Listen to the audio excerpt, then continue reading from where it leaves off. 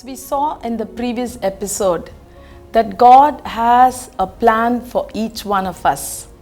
We'll continue on the same thought today. Surely God has a plan for each one of us. We saw that in the life of Jeremiah, in the life of Joseph. We can also see that in the life of Samuel. When he was a young boy, when he was very small, God spoke to him. So if you are thinking today, at this age, what am I here for? God is encouraging you today and telling you that He has a plan for you. We read about this in Luke chapter 2 and verse 25. We find a man called Simeon there. This Simeon was very old. He was not able to see properly, but still God had a plan for him. If you turn with me to Luke chapter 2 and verses 25 onwards. Now there was a man in Jerusalem called Simeon who was righteous and devout. He was waiting for the consolation of Israel, and the Holy Spirit was upon him. It had been revealed to him by the Holy Spirit that he would not die before he had seen the Lord's Christ. Moved by the Spirit, he went into the temple courts. When the parents brought in the child Jesus to do for him what the custom of the law required, Simeon took him in his arms and praised God, saying, Sovereign Lord, as you have promised, you now dismiss your servant in peace. For my eyes have seen your salvation, which you have prepared in the sight of all people, a light for revelation to the Gentiles and for glory to your people Israel. The child's father and mother marveled at what was said about him. Here in this portion, we find that Simeon, even though he was old, even though he could not see, he was waiting patiently for the promise that God had given him. So in Simeon's life, we find even though he was old, God still had a plan and purpose for him.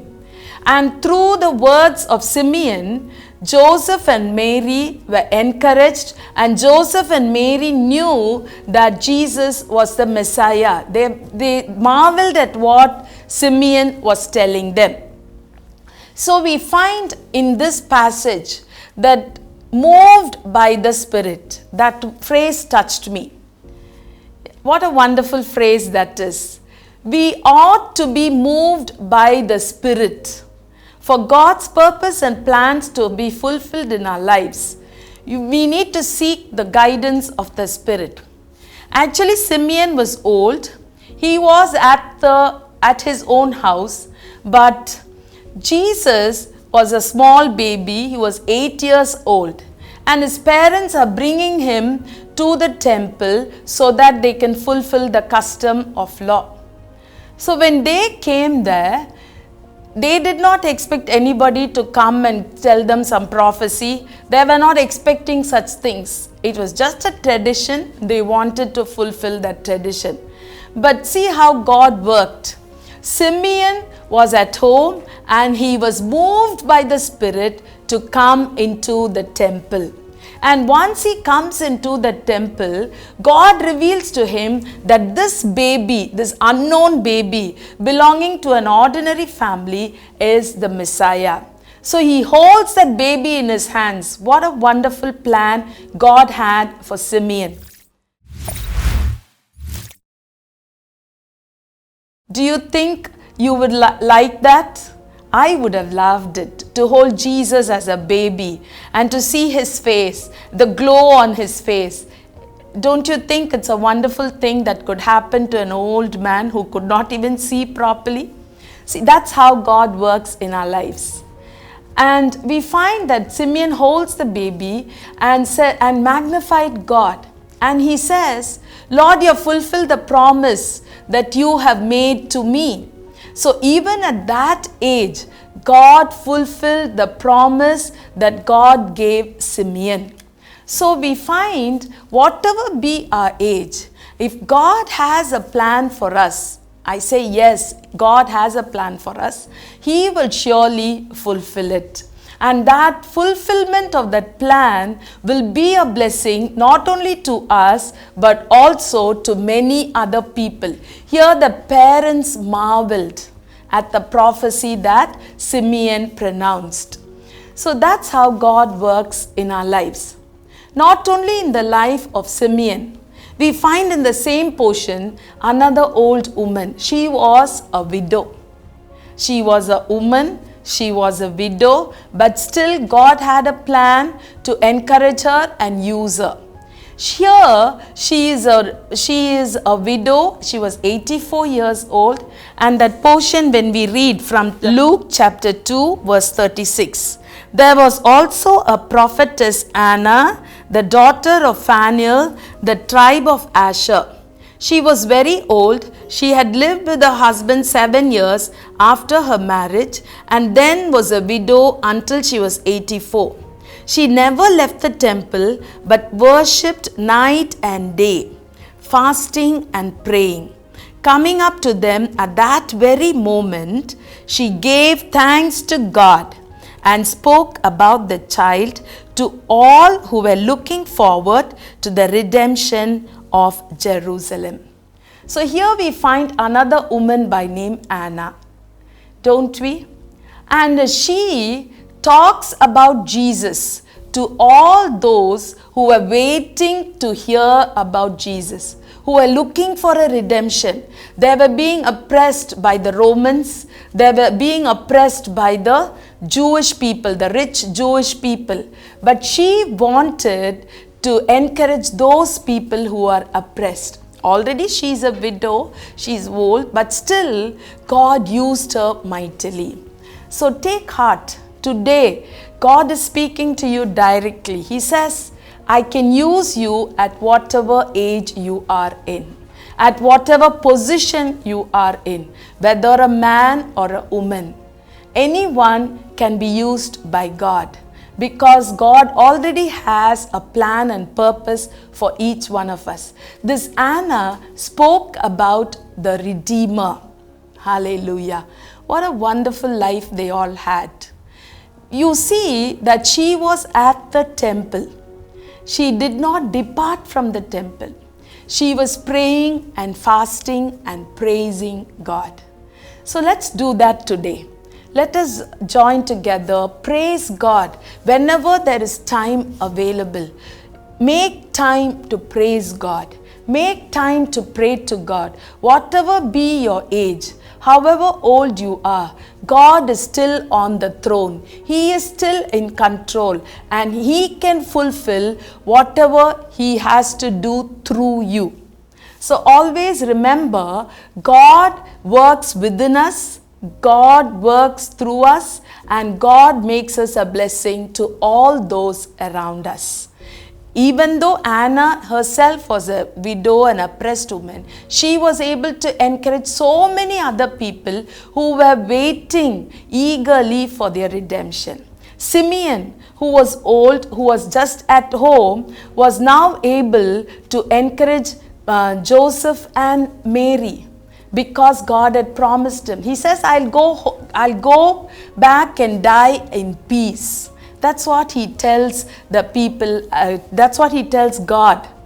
So that's how we need to live. We need to live a happy life. We need to live a purposeful life. We need to live a great life. That can come only by fulfilling God's purpose and God's plan in our lives. So let's do what Simeon and Anna did today. Let's go to God. Let's be moved by the Spirit. Let's not depart from the temple. Let's keep praising Him. Let's keep praying to Him so that God's plan can be fulfilled in our lives and we can become a blessing to many.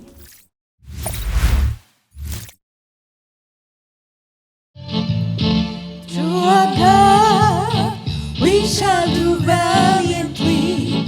It is He who will tread down our enemies. Will sing and shout His victory.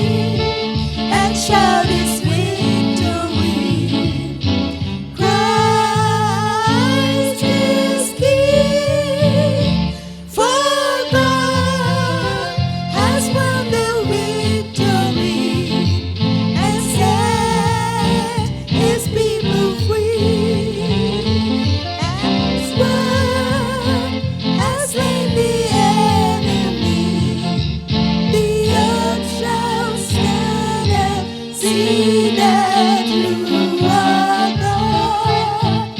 We shall do valiantly.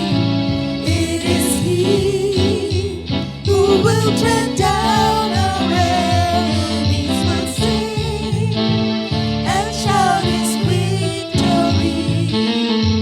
Christ is King.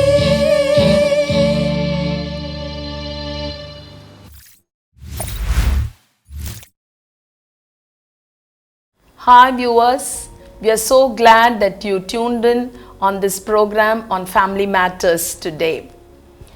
Today we have an exciting program for you. We have a very special guest today. She is a multi-talented woman. She has been a teacher for many years.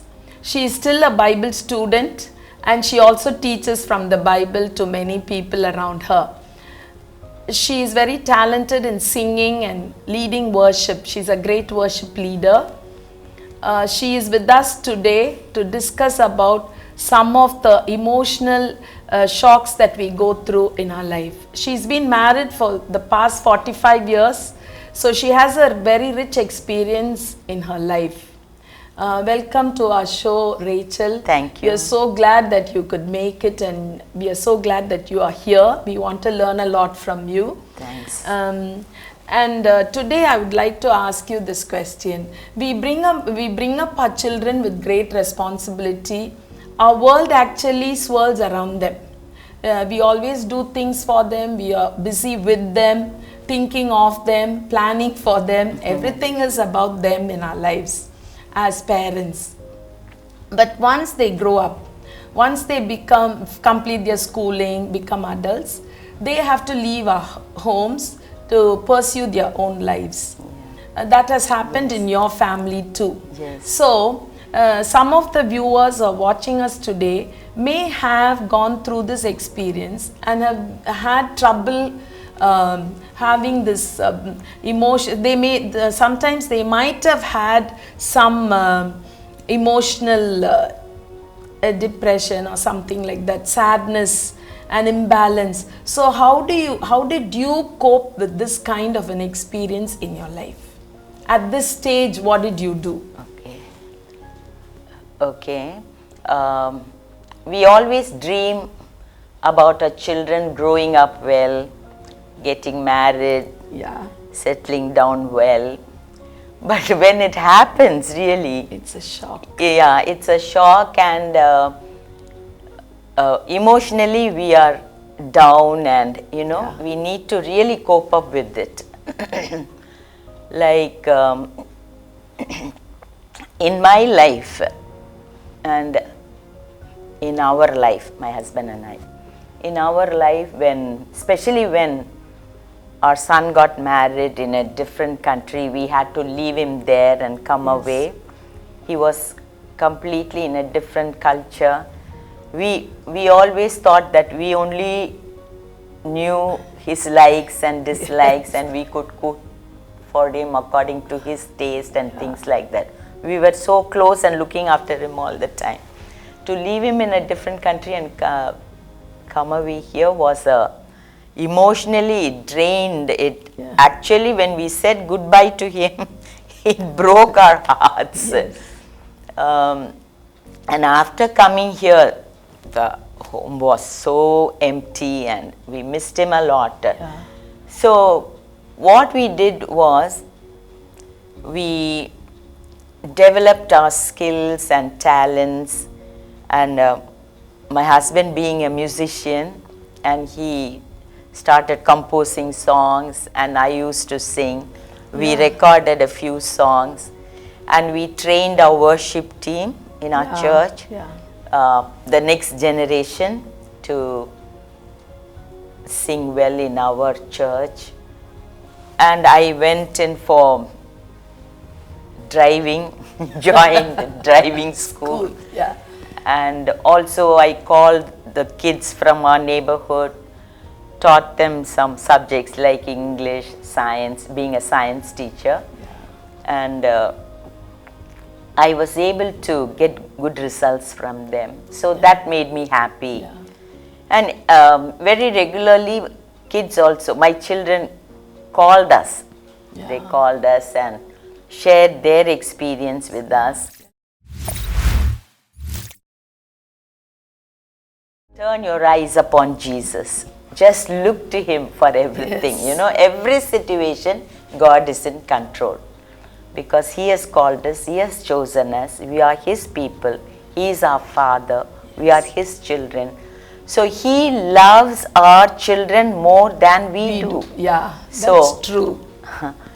So trusting Him, that's very, very important. Trust Him. And we sing, I surrender all, I surrender all. But at the same time, when God does His part, He expects us to do our part, you know. And we need to bring our mind into control. How did I do that? I concentrated on the Word of God, read certain promises of God, and take them as mine, claim them, you know. And sometimes I used to say the promises of God out loud so that I will hear and my faith will rise up, you know, and I will not have fear. That one way to drive out the spirit of fear, by saying, God has not given me the spirit of fear, but He has given me spirit of love, power, and sound mind. And He is in control. He will look after my children. Though I am not there, He is with them always. He is with us always. So you Trusting God. trusted God Yes. and surrendered your children in His hands. Yes. And to take away your focus from your children to other things, you tried to do some new skills, tried to Yes. learn some new skills Yes. like driving and teaching other children, becoming a blessing to others. Yes. How was your children's behavior, or how did they react after leaving the house and settling down themselves?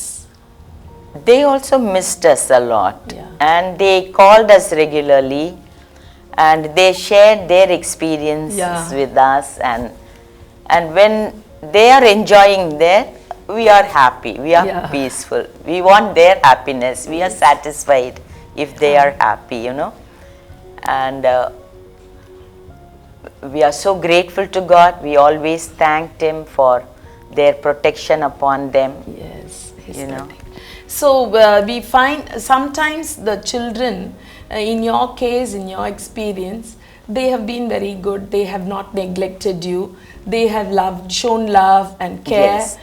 They have been of support to you in all Yes. your experiences. Yes. You would have gone through many things Yes. in your life after they left home. Yes. But in some of the families, we find the children completely neglect their parents. Sometimes the parents feel hurt because all their life, all they wanted was something good for their children, the best for their children.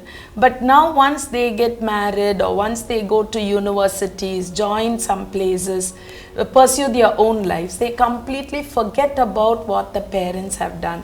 Sometimes they even are not very grateful for what the parents have done. So how can these parents cope with this kind of a situation? That's one thing. Another thing, what is your counsel to the children especially? They need to have some counseling. So what is your tips for them?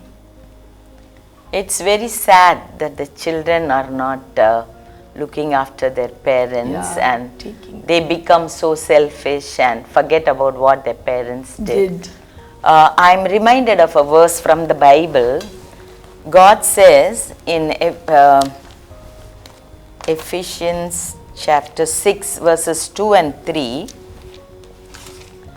honor your father and mother, which is the first commandment with promise, that it may be well with you and you may live long on the earth.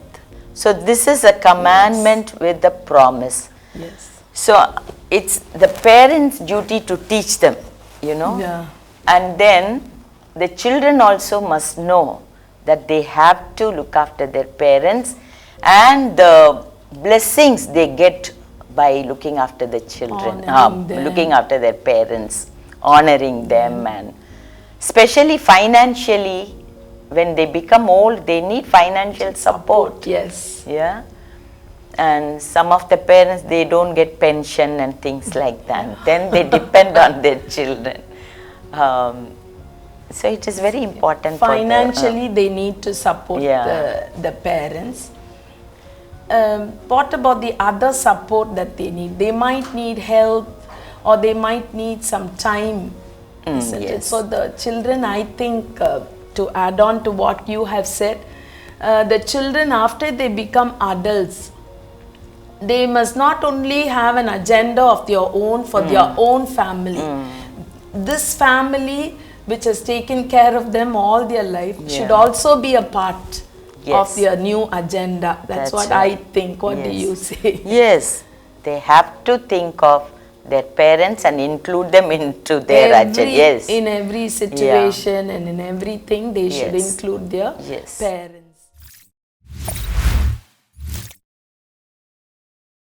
Even young couples who are watching this program, you may be thinking, will my son take care of me? Will my daughter take care of me? It's God who's going to take care of us. They will surely support us. They will be filled with gratitude as we teach them the word, even when they are young. If they are brought up in the word, nurtured and trained according to the word of God, surely God will bless us through them. And today let's pray for these parents. Sometimes parents are going through this emotional downfall. Yeah. We'll pray for such parents. Sometimes the parents feel that they have been neglected. So we'll pray for those parents also. And also for the children who are neglecting the parents, that God will speak to them. Okay. Will you pray now? Yeah. Our loving Heavenly Father, we come to you in Jesus' name. Lord, thank you for this wonderful opportunity that we could share our thoughts. Thank you for filling our hearts with your love, Jesus. with your joy, Yes, with Lord. your peace. Peace I leave with you, you said. Yes, Thank you, Jesus. Thank you Peace for I all the leave parents with and all. children who are watching this will be blessed. Yes, And Father. Holy Spirit, speak to them.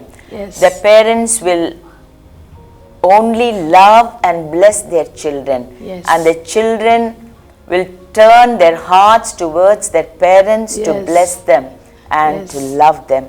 Yes, Lord, Father. you are able to do exceeding abundantly more than we ask or think.